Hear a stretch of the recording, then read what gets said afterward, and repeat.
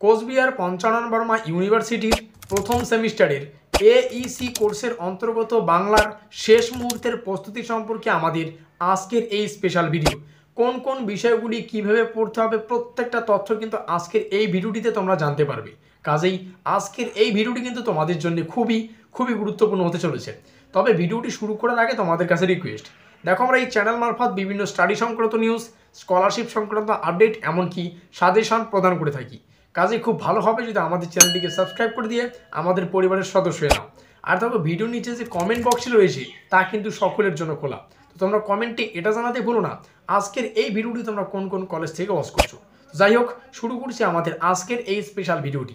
তো ঠিক যেমনটা আমরা আলোচনা করলাম, কোচবিহার পঞ্চানন বর্মা ইউনিভার্সিটির বিএ ফার্স্ট সেমিস্টারের এইসি কোর্সের অন্তর্গত বেঙ্গলি সাজেশন সম্পর্কে আমাদের আজকের এই স্পেশাল ভিডিও।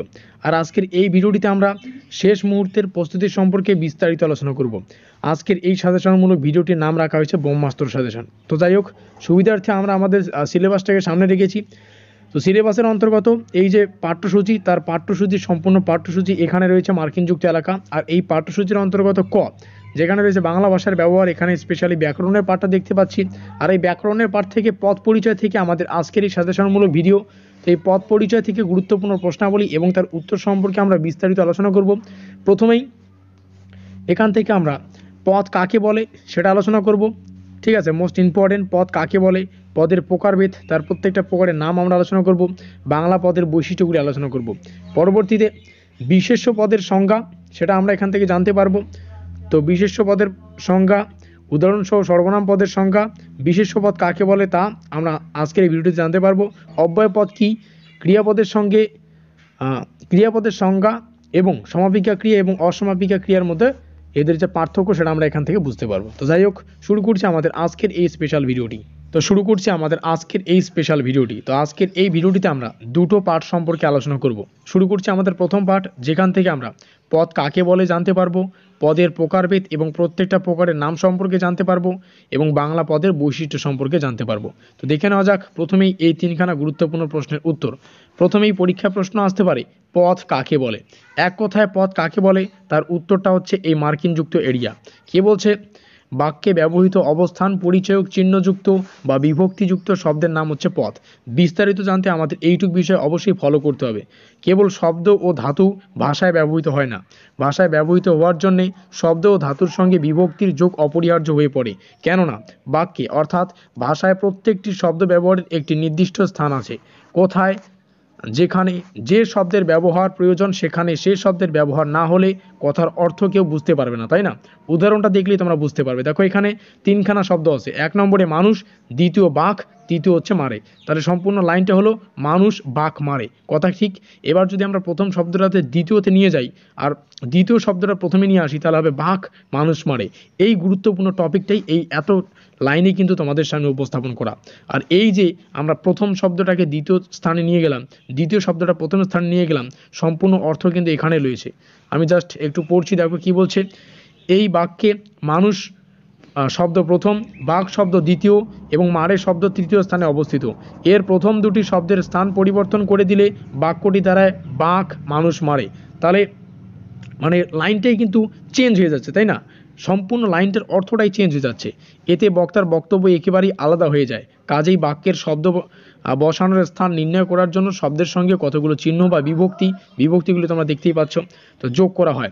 বাক্যে ব্যবহৃত এরকম অবস্থান পরিচয়ক চিহ্নযুক্ত শব্দের নাম হচ্ছে পদ। মোস্ট ইম্পর্টেন্ট বিষয়, পদ কাকে বলে যদি এক নম্বরের জন্য আসে তাহলে এই এতটুক বিষয় আমাদের আলোচনা করতে হবে অ্যান্সার হিসেবে। আর যদি প্রশ্নটি 3 নম্বরের জন্য আসে তাহলে কিন্তু এই এতটুক বিষয়, সম্পূর্ণ বিষয় কিন্তু আমাদের আলোচনা করতে হবে। এবার আলোচনা করব পদ তার শ্রেণী বিভাগ সম্পর্কে। তো দেখো বিভিন্ন কি বলছে প্রথম লাইনে, বাংলা ভাষায় তদ্ভব, তৎসম, তদ্ভব, দেশি, বিদেশি প্রভৃতি যত প্রকারের শব্দ আছে সেগুলিকে মোট দুটো ভাগে ভাগ করা যায়। একটা হচ্ছে নামপদ বা প্রাতিপাদিক, আর একটা হচ্ছে ক্রিয়াপদ। নামপদ তোমরা বুঝতেই পারছো, ঠিক আছে। পরবর্তী লাইনগুলো একটু আমরা পড়ব। বলছে প্রাতিপাদিকের সঙ্গে নাম বিভক্তি যুক্ত হয়ে নামপদ গঠিত হয়। এই নাম বিভক্তির নাম কারক বিভক্তি। পরবর্তীতে আমরা জাস্ট যে লাইনগুলি আমাদের লাগবে তোমরা এই চারটা একটু বুঝে নেবে। দেখো পদকে দুটো ভাগে ভাগ করা যায়, একটা হচ্ছে ক্রিয়াপদ, একটা হচ্ছে নামপদ। নামপদের বিভিন্ন খণ্ড রয়েছে, বিশেষ্য, সর্বনাম, বিশেষণ, অব্যয়, প্রত্যেকটি আলোচনা করব। এখান থেকে তোমরা জাস্ট একটু লিখে নেবে বাংলা পদের বৈশিষ্ট্য মোস্ট ইম্পর্টেন্ট। তো এই বিষয়টা একটু ভালো করে লিখে নেবে। বাংলা পদের বৈশিষ্ট্য 3 নম্বরের জন্য আসতে পারে, 5 নম্বরের জন্য আসতে পারে।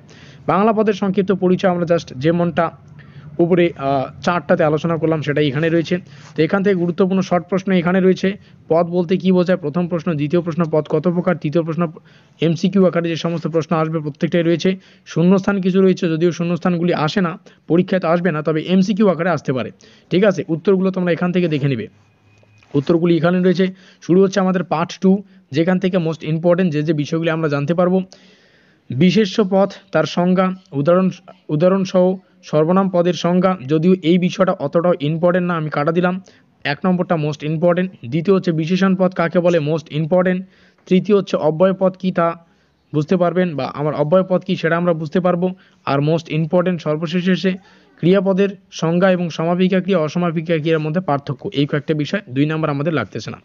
তো যাই হোক, বিশেষ্য পদ এখান থেকে তোমরা লিখে নেবে বিশেষ্য পদ কাকে বলে। এই যে আমাদের সম্পূর্ণ সংজ্ঞা, তার এই যে বিশেষ্য পদের যে ভাগ, সেই 5টা ভাগ কিন্তু এখানে রয়েছে।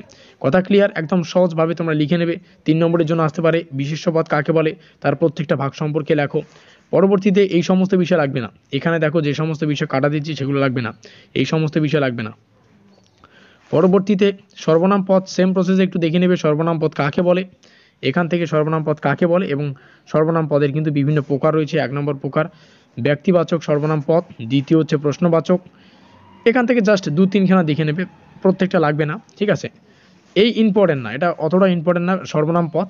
ঠিক আছে, এটা জাস্ট সংজ্ঞাটা দেখে নেবে আর উদাহরণটা দেখে নেবে, ব্যাস এখান থেকে শেষ। পরবর্তীতে চলে যাব আমরা বিশেষণ পদ। বিশেষণ পদ থেকে যে সমস্ত বিষয়, বিশেষণ পদ কাকে বলে মোস্ট ইম্পর্টেন্ট এবং তার উদাহরণগুলি দেখে নেবে, বাস। বিশেষণ পদের প্রকারভেদগুলো জাস্ট একটু ফলো করে নাও, 3খানা প্রকারভেদ। এই যে বিশেষণ পদের 3খানা প্রকারভেদ এখান থেকে দেখে নিও। পরবর্তীতে এখানে রয়েছে অব্যয় পদ, মোস্ট ইম্পর্টেন্ট এবং সর্বশেষ। তো অব্যয় পদের সম্পূর্ণ কনসেপ্ট এখানে রয়েছে, কাকে বলে এবং অব্যয় পদের যে প্রকারভেদ এখানে রয়েছে। তো প্রত্যেকটা বিষয় এখান থেকে দেখে নাও। ক্রিয়াপদ জাস্ট এক্সট্রা একটা বিষয় তোমাদের সামনে এখানে তুলে ধরা। ক্রিয়াপদ জাস্ট দেখে নাও কাকে বলে, লাগবে না, কত প্রকার কি কি, লাগবে না। ঠিক আছে, তো এই হচ্ছে আমাদের সম্পূর্ণ। এখান থেকে এমসিকিউ প্রশ্ন এখানে রয়েছে, কোন কোন প্রশ্নগুলি এখান থেকে মোস্ট ইম্পর্টেন্ট, প্রশ্নাবলীর উত্তর তোমরা নিচে পাবে। তো এই হচ্ছে আমাদের সম্পূর্ণ ভিডিওটি। অবশ্যই ভিডিওটি ভালো লাগলে লাইক করে দিও, বন্ধুদের কাছে শেয়ার করে দিও। তো আমাদের আজকের এই স্পেশাল ভিডিওটি এই পর্যন্তই।